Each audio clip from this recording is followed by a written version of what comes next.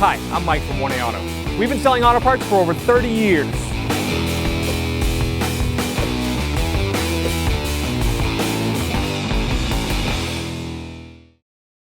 To remove the passenger side window switch and door lock, take a plastic prying tool. You can buy these from 1aauto.com.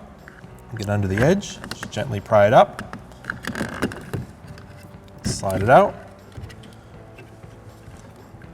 push the tab to unlock it, pull it out, and we have our switch assembly.